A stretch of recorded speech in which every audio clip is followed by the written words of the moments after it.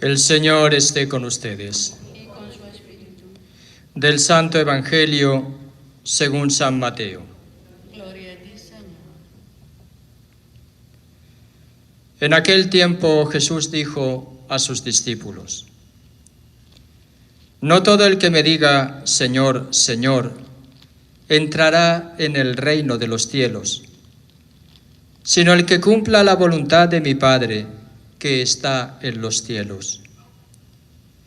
Aquel día muchos me dirán: Señor, Señor, ¿no hemos hablado y arrojado demonios en tu nombre? ¿Y no hemos hecho en tu nombre muchos milagros? Entonces yo les diré en su cara: Nunca los he conocido. Aléjense de mí, ustedes, los que han hecho el mal. El que escucha estas palabras mías y las pone en práctica se parece a un hombre prudente que edificó su casa sobre roca. Vino la lluvia, bajaron las crecientes, se desataron los vientos y dieron contra aquella casa. Pero no se cayó, porque estaba construida sobre roca. El que escucha estas palabras mías y no las pone en práctica se parece a un hombre imprudente que edificó su casa sobre arena. Vino la lluvia, bajaron las crecientes, se desataron los vientos, dieron contra aquella casa y la arrasaron completamente. Cuando Jesús terminó de hablar, la gente quedó asombrada de su doctrina, porque les enseñaba como quien tiene autoridad y no como los escribas. Palabra del Señor. Gloria a ti, Señor Jesús.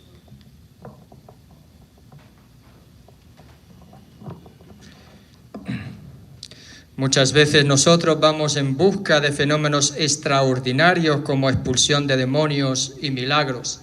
Y sin embargo nos dice Jesús, no es el criterio para la salvación.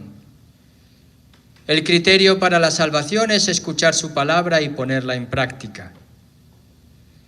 ¿Qué palabra o de qué palabra se trata? Evangelio de San Mateo. De esa palabra, capítulo 5 a 7, ahora estamos 7, 21, 29, que es la conclusión del Sermón de la Montaña. Justo lo que nos está diciendo Jesús en el Evangelio de San Mateo es que lo que tenemos que poner en práctica es lo que nos ha enseñado en esos dos capítulos, 5, 6 y 7. Así que volvamos ahora en estos días para atrás. Escuchemos de nuevo esos capítulos, leamos de nuevo, meditemos de nuevo el Sermón de la Montaña y sabremos qué es lo que tenemos que hacer para que Jesús, precisamente, nos reconozca el día del juicio final. Muchas veces en la primera, voy a aludir un poquito en la primera lectura, ¿por qué digo que hay que volver en esos capítulos 5 a 7?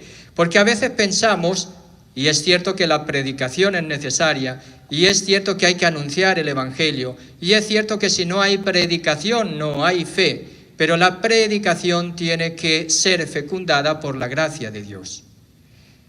Y entonces Dios tiene para cada uno su momento, y no son las palabras hermosas y bonitas las que van a convertir a una persona. Se cuenta una anécdota de una persona que al acabar la misa se acerca al padre y dice: hoy, padre, su sermón me llegó al corazón.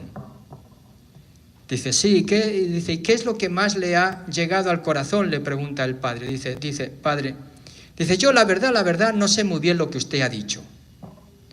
Pero cuando usted dijo eso de Nabucodonosor, dice, ahí se me cayó el alma al suelo. Parece que fue el momento de su conversión. Como para decir, todo lo que dijo el padre, pues parece que no sirvió para mucho, pero Dios tocó su corazón, no porque escuchó la palabra Nabucodonosor, sino que coincidió, ¿verdad? Hoy porque ha salido Nabucodonosor, ¿verdad?, rey de Babilonia, sino porque en ese momento la gracia de Dios es la celebración de la iglesia, que es donde se comunica su gracia. Esa persona, pues, fue tocada por él. Y es ahí que nosotros también, para entender lo que el Señor nos quiere decir, pues tenemos que ser tocados por Él. Tocados por Él en el momento oportuno.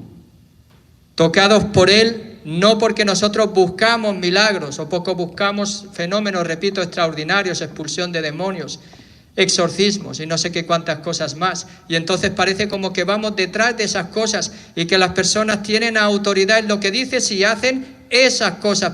Este es un exorcista, entonces lo que dice tiene que ser verdad. Yo no digo que no lo sea, ¿verdad?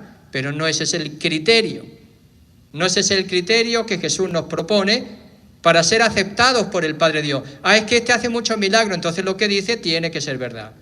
Pues no es eso lo que Jesús nos dice. Se puede expulsar demonios, se pueden hacer milagros. Hemos hablado y arrojado demonios en tu nombre y hemos hecho en tu nombre muchos milagros. Y entonces dice Jesús, les diré en la cara, nunca los he conocido. Aléjense de mí ustedes los que han hecho el mal. ¿Cuál es el signo, por lo tanto, de que uno habla en nombre de Dios, de que uno está construyendo su casa sobre roca y no sobre arena movediza? Y nos lo dice el Señor. En primer lugar, escuchar su palabra. ¿De qué palabra? Sermón del Monte, bienaventuranzas, la ley nueva, se os dijo, pero yo les digo. Ese amor que tiene que llevar hasta un amor del enemigo en el perdón de los pecados. Escuchar su palabra está significando también la oración, orar. Orar, Él nos enseñó a orar, y orar nos dice no es decir muchas palabras como los paganos, sino que orar es la actitud del hijo, del niño que pone su vida, que se confía totalmente, que se pone en manos de su padre, porque sabe que su vida depende totalmente de ellos. Eso es el niño, ¿verdad? El niño sabe que su vida depende de sus padres, se confía a ellos. Es ahí que cuando nosotros podemos entender que lo que Jesús nos está diciendo es que cumplir su palabra no es posible tampoco sin acoger y confiarnos en Él. Pues que en este día llegue Jesús a nuestra vida, sobre todo porque lo acogemos como el único, como aquel en quien queremos poner toda nuestra existencia, a pesar de todas las vicisitudes, de todas las circunstancias, de todas las situaciones que nos toque vivir. En estos momentos de pandemia y de otras situaciones que vivimos, ¿verdad? Oramos también por las víctimas del terremoto en México y oramos también por las víctimas de todas las manifestaciones, sean aquellos matados por un lado o aquellos matados por otro.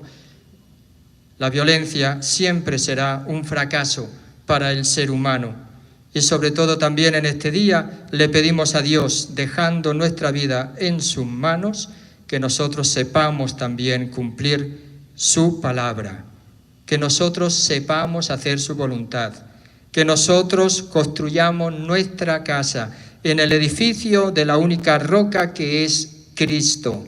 Y al edificar nuestra casa sobre la roca que es Cristo, también en su iglesia fundada sobre la roca que es Pedro, también nosotros podemos estar en nuestra vida con la confianza de que en el día del juicio, cuando nos toque estar ante Dios, Él nos va a reconocer, porque nuestra vida ha sido un ponerse en sus manos.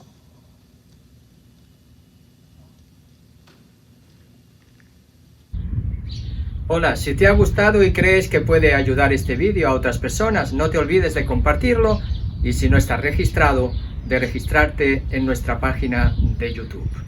Hasta pronto.